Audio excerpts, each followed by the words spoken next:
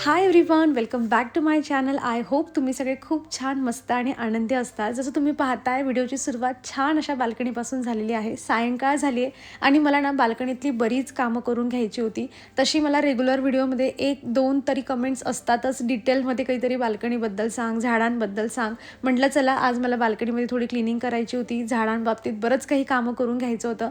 म्हटलं ते सगळं छोटं मोठं जे काही माझा एक्सपिरियन्स आहे तो तुमच्यासोबत शेअर करते. सो चला व्हिडिओ शेवटपर्यंत नक्की पहा. जसं तुम्ही पाहिलं की हे पण झाड जे आहेत उन्हामुळे किंवा पाणी व्यवस्थित दिलं जात नाही त्यामुळे खराब झालं. ही शेवंती तर इतकी छान होती, तिची जरा व्यवस्थित काळजी घेतली गेली असती आणि छान पाणी वगैरे खत वगैरे घातलं गेलं असतं. एवढ्या तिला कड्या होत्या, हे बघा पूर्ण उमलल्या पण नाही येते, सुकायला लागल्या. म्हणून म्हटलं आज जरा गार्डनिंगकडे लक्ष देऊया, झाडांकडे लक्ष देऊया आणि त्या टिप्स सगळ्या ज्या आहेत त्या तुमच्यासोबत शेअर करते.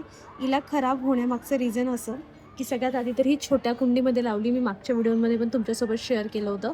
आणि त्याच्यानंतर म्हणजे की आम्ही आता ही शेवंती घेतल्यापासून मी माहेरी जाऊन आले. त्यानंतर आम्ही नाशिकला 3 दिवस गेलो होतो, तेव्हा पण पाणी कमी जास्त झालं आणि त्यामुळे ही अशी झाली. बऱ्याच वेळा असं झालं आहे की तिला मी काल रात्री पाणी दिलं आहे समजा, आणि आज सायंकाळी मी तिला बघितल्यावर तिचे हे पूर्ण पत्ते असे खाली एकदम असे एकदम नरम पडून गेलेले असतात आणि तेव्हा मी त्यांना पाणी देते, तरी पण ती बिचारी एवढ्या छोट्या कुंडीमध्ये सर्वाईव्ह करते.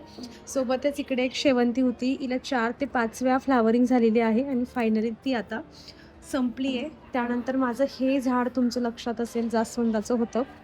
अशी मोठी मोठी जास्वंद येतात त्याला, त्याचे पण बरेचसे पत्ते गळून गेले. मागे मी ह्या 1-2 फांद्या त्याच्या कट केल्या होत्या. आज म्हटलं याची अजून थोडीशी प्रूनिंग करूयात.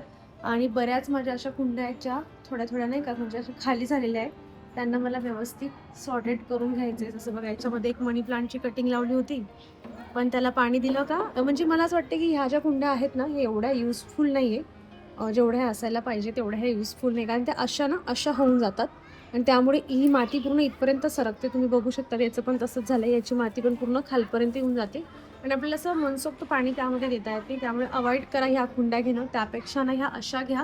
किंवा मी याच्यामध्ये ना मी नंतर ह्या घेतल्यानंतर मी जेव्हा दुसऱ्या सर्च केल्या ना, तेव्हा मला कळलं होतं की याच्यामध्ये वेगळ्या पण कुंड्या थोड्या मिळतात, जेणेकरून त्या हँग करून पूर्ण असं खाली न जाता अशा राहतात त्या. तर त्या तुम्ही घेऊ शकतात, कारण हे दिसायला अशा छान दिसतात मस्त त्याच्यामध्ये झाडं वगैरे लावले तर. हे बघा इकडे ही एक कुंडी आहे, याच्यात पण मनी प्लांट होतं, सुकलाय ते पण मला काढायचं आहे. हे मी वर हँग केलं होतं हा वेल पूर्ण, पण तो परत परत खाली पडून जातोय. म्हणून म्हटलं आजच सगळं गार्डनिंगचं काम जे आहे ते माझं आवरून घेते मी आणि त्याच छोट्या छोट्या टिप्स ज्या आहेत त्या तुमच्यासोबत मस्त शेअर करते, जेणेकरून तुम्ही गार्डनिंगचा प्रवास सुरू केलेला असेल और करायचा असेल, काही प्रश्न असतील तुमचे तर थोडेफार तरी तुम्हाला त्यांचं आन्सर जे आहे ते मिळावं.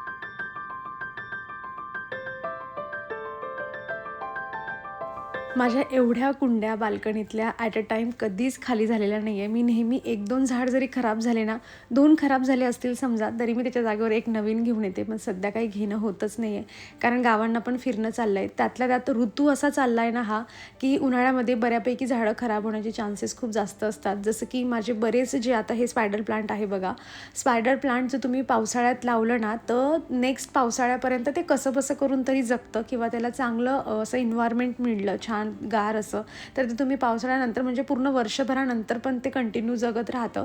पण जसं आता मी याला वर हँग करून ठेवलं आहे, गरम वाफ दिवसभर येत असते आणि आता ऊन किती पडतं हे वेगळं सांगायची काही गरजच नाही.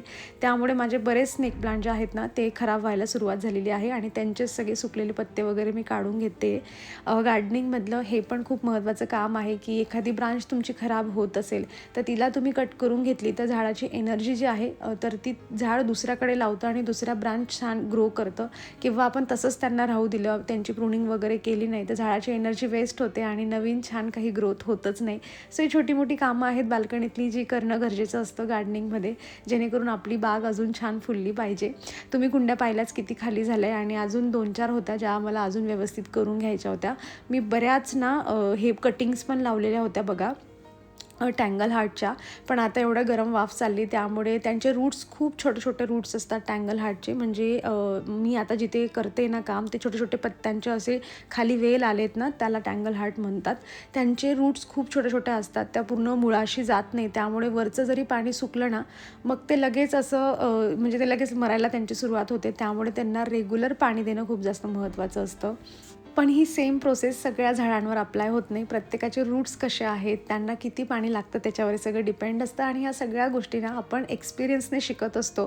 मी जेव्हा गार्डनिंगला सुरुवात केली होती तेव्हा मला बऱ्याच गोष्टी माहीत नव्हत्या. माझं एखादं झाड घरी आणलं नर्सरीतून आणि ते अगदी 4-5 दिवसांनी खराब व्हायला लागायचं. मला रात्री झोप पण लागायचं नाही, की अरे मी 30-40 रुपयाचं झाड आणलं आणि मला जगवता का येत नाही असं मला तेव्हा व्हायचं. पण नंतर कळलं की नाही, प्रत्येक झाडाची ही वेगवेगळी कंडिशन असते. सो अशा पद्धतीने तुम्ही जरी आता नवीन सुरुवात केलेली असेल तरी पण हळूहळू आपण बऱ्याच गोष्टी शिकतो. माझा व्हिडिओ पाहून बऱ्याच बायकांनी गार्डनिंगला सुरुवात केली आहे. मला बऱ्याच वेळा DM-मध्ये फोटो पण पाठवले जातात, फुलांचे फोटो, झाडांचे फोटो, त्यानंतर बाल्कनीचे फोटो, व्ह्यूज कसा दिसतोय त्यांचा.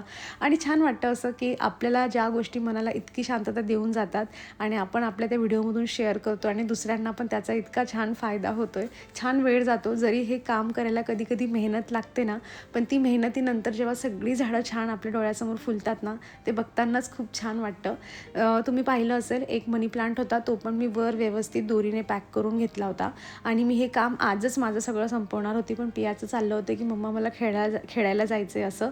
तसं मला पियाचे पप्पा पण आले होते आता मदत करायला, पण तिचं चाललं होतं की मम्मा चल मला थोडा वेळ खेळायचं आहे. म्हटलं जाऊ दे, मी हे सगळं एका साईडला करते आणि मी त्यानंतर जे आहे ना पियाला खाली घेऊन गेली होती खेळायला. म्हटलं ही कामं आपण उद्या मॉर्निंगला करूयात. पण त्याआधी ना बघा, मी आता जी एक कुंडीची दोरी जी खाली केली ना, मला बऱ्याच वेळा कमेंट येते की तू कुंड्या अशा हँग करते, खाली पळत नाही का, अशा कशा पद्धतीने तू हँग करते म्हणून. तर मी सगळ्यात आधी माझं असं लॉजिक होतं, तुम्ही ही दोरी व्यवस्थित पाहून घ्या. मी खूप पूर्वी ना शेअर पण केलं आहे की अशी दोरी बनवायची कशी, किंवा एक सोपी ट्रिप पण मी तुम्हाला पुढे सांगते. पण ना म्हणजे जे हँगिंग प्लांटर्स मिळतात ना मार्केटमध्ये, ते खूप महाग मिळतात. जशी ही कुंडी तुम्ही जर घेतली ना 20 रुपयाची मिळेल, अशा पद्धतीने दोरीने गुंफून घेतलं तर तुमची ही कुंडी 30 रुपयापेक्षा जास्त तुम्हाला कॉस्टली जाणार नाही आहे. पण जर तुम्ही पर्टिक्युलर हँगिंग प्लांट घेतलं तर ते 60-70 रुपयापर्यंत जातं. सो मी असं दोरीने गुंफून घ्यायची आणि ते सिक्युअर पण राहतात जर आपण व्यवस्थित स्क्रूवर व्यवस्थित टाईट केलेला असेल तर.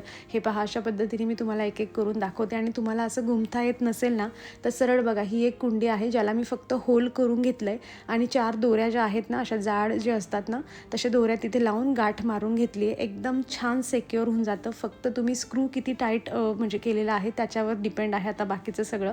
ट्राय करून पहा एखाद्या छोट्या मोठ्या कुंडीला. आणि हो, हे घरटं पण मीच बनवलेलं आहे. खूप पूर्वी म्हणजे मी मुंबईला असताना याला बनवलं होतं. जे आपली दुधाचं पॅकेट असतं ना, असं त्याचं हे बनवलेलं आहे मी. अजून पण जसंच्या तसं आहे, थोडंफार खराब झालं आहे पण तरी अजूनही छान दिसतं ते.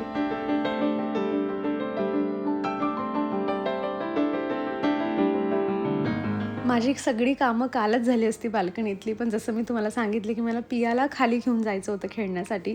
सो आल्यानंतर तर लगेच स्वयंपाक वगैरेला सुरुवात केली. म्हटलं चला आता सकाळी सकाळी मस्त कोवळ्या उन्हामध्ये काम करूया, जेणेकरून आपल्यालाही छान व्हायटमिन डी मिळेल. तशी माझी बाल्कनी ही ईस्ट फेसिंग आहे, म्हणजे सकाळचं ऊन मला मिळतं. आणि मला असं वाटतं की सगळ्यात बेस्ट झाडांसाठी कुठलं ऊन असेल ना, तर ते मॉर्निंगचं आहे. कारण उन्हाळ्यामध्ये इतकं चटकेदार ऊन हे सकाळी आम्हाला लागत असतं. तर ज्यांचं अपोजिट साईडून बाल्कनी असेल, म्हणजे दुपारचं ऊन ज्यांना मिळत असेल, त्यांची झाडं तर मला नाही वाटत की ते जास्त टिकवू शकतात असं. सो घर घेताना विचार करा की तुम्हाला ईस्ट फेसिंग घर जर मिळालं तर ते चांगलं असतं आपल्यासाठीही आणि झाडांसाठी सुद्धा. सो चला, आता मी ह्या सगळ्या कुंड्या साईडला काढल्या होत्या. मी जेव्हा गार्डनिंगला सुरुवात केली होती ना, माझ्याकडे माती मी एकदा अशी 10-10, 20-20 रुपयांची आणली होती. त्यानंतर आपण जसे झाडं वाढवत जातो त्यांचीही माती निघते. एखादं झाड खराब होतं मग त्याचीही माती कलेक्ट होते. अशा पद्धतीने माझ्याकडे माती कलेक्ट झालेली आहे. आपण शहरात राहतो त्यामुळे आपल्याला स्टार्टिंगला माती घेणं हाच एक पर्याय आहे. किंवा तुम्ही एखाद ठिकाणी बाहेर कुठे डोंगरावर वगैरे फिरायला गेलेत, तुम्ही तिथूनही आणू शकतात. छान थोडी गाडून वगैरे घ्यायची, त्याच्यामध्ये थोडं कंपोस्ट वगैरे सगळं मिक्स करायचं. मी जे काही कंपोस्ट वगैरे यूज करते, NPK, DAP किंवा स्प्रे वगैरे करण्यासाठी माझ्याकडे सीवीड सोल्युशन आहे. ते सगळे प्रोडक्टना मी टॅग करून देते, तुम्ही चेक करा. सो एखाद्या कंपनी मागे पुढे होऊन जाते, कारण आता माझ्याकडे जे सीवीड आहे त्या कंपनीचं सीवीड आता मिळतच नाही, त्यांनी बंद केलं आहे. त्यामुळे मी दुसरं टॅग करेल. पण मी ऑप्शन्स तुम्हाला देऊन देईल सगळे. कोकोपीटचा पण यूज करते मी. हँगिंग बास्केट बनवायची असेल तुम्हाला तर तुम्ही कोकोपीट टाकू शकतात त्याच्यामध्ये, जेणेकरून आपली बास्केट छान हलकी राहते. आणि मी बऱ्यापैकी ज्या माझ्या कुंड्यांचं म्हणजे आता खराब झालं आहे, सीझनल प्लांट आणलेले आहेत, ते खराब झाल्यानंतर त्यांचा जो मधला म्हणजे नर्सरीमधून आलेले जे प्लांट्स असतात ना, त्यांची माती मी मोस्ट ऑफ ठेवत नाही, कारण ती पूर्ण चिकट माती असते, ती मी टाकून देते. आणि असं करता करता माझ्याकडेच आता एवढी माती जमा झाली की मला आता विकत माती घ्यायची गरज नाही. स्टार्टिंगला तुम्ही 2-4 वेळा जरी आणली ना माती, तुम्हाला नंतर माती घ्यावी लागत नाही. किंवा तुम्ही कोकोपीटमध्ये इन्व्हेस्ट करू शकतात. आणि हे बघा, जी काल दोरी काढली होती ना मी, आता तिला मी याच्यामध्ये अटकवून हे खाली ठेवलं होतं मी, जसं तुम्ही पाहिलं असेल मी त्याच्यामध्ये अटकवली आणि वर लावून देते. अगदी सिक्युअर असं होऊन जातं. आणि हो, कोकोपीटमध्ये इन्व्हेस्ट करा. जसं सांगितलं की हँगिंग प्लांटसाठी पण चांगलं असतं. आणि ही जी मी कुंड्या ठेवण्यासाठी बाहेर ग्रिल बनवून घेतली ना, ती पण तसं होल्ड करते. बरंच वजन ती होल्ड करून घेते. पण तरी पण तुम्हाला वाटतंय सिक्युअर पाहिजे, अजून जास्त वजन नको बाबा त्याच्यामध्ये, तर तुम्ही मातीमध्ये पण कोकोपीट जे आहे ते मिक्स करून घेऊ शकता, जेणेकरून कुंडीचं वजन थोडं कमी होऊन जातं. आणि हो, मी हे रेग्युलर कामं केली पाहिजे, पण मी सध्या खूप जास्त बिझी असते आणि व्हिडिओमध्ये वेळ मिळत नाही. त्यामुळे असे पत्ते वगैरे जे असतात ना, ते तिथेच राहून जातात. सो मेक शुअर करा की आपली माती वरचा सरफेस क्लीन असला पाहिजे. जसं तुम्ही पाहिलं असेल, इथे काही फुलं मीच ठेवले होते आणि आता उचलल्यावर त्यांच्या खाली भरपूर मुंग्या झालेल्या होत्या. सो असे पण छोटे छोटे किडे असतात, ते लागायला लागतात. तुम्ही फंजीसाईड वगैरेचा यूज करू शकतात जर झाडांना कीड वगैरे लागलेली असेल. बऱ्याच वेळा मला कमेंट येते की जास्वंद आहे, जास्वंदाला व्हाईट किडे लागतात. तर जास्वंदाला हे व्हाईट किडे लागतातच, ते तुम्ही स्प्रेने वगैरेने तुम्ही काढून घेऊ शकतात. पण असं कधी होत नाही की त्याला अजिबात तुम्ही एकदम क्लीन करून ठेवू शकतात. सो ते झाडावर ते येणारच आहेत, आपण त्यांना कमी करू शकतो, अगदीच त्यांचं येणं बंद करून ठेवू शकत नाही. सो असं आहे, मी पाणी वगैरेने थोडं हाताने साफ करायचा प्रयत्न करते. आणि आठवड्यातून एकदा तरी ज्या पद्धतीने मी आता माती उकरत होती ना वरची, तसं करत जा, जेणेकरून वरच्या मुळांना जे आहे ना छान हवा लागते आणि अजून ग्रोथ पण छान होते.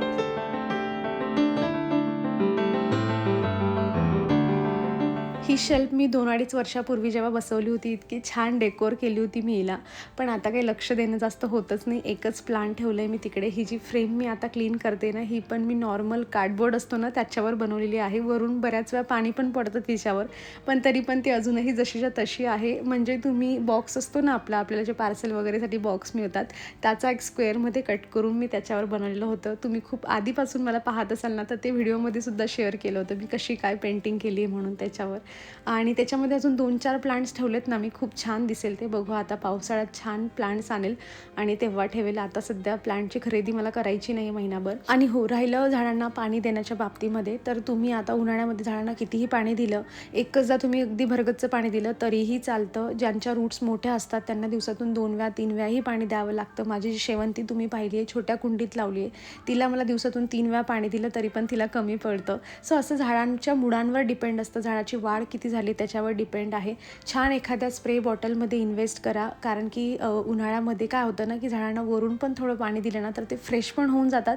आणि सगळ्यात महत्त्वाचं म्हणजे त्यांच्यावर जी धूळ वगैरे बसलेली असते ना, ती पण सगळी वॉश होऊन जाते आणि झाडं दिसायला पण फ्रेश दिसतात. आणि त्यांच्यावरची धूळ जी सगळी वरची चालली गेली, तर ते हवा म्हणजे हव्या वगैरेमधून पण त्यांना न्यूट्रिएंट्स वगैरे ते घेतात.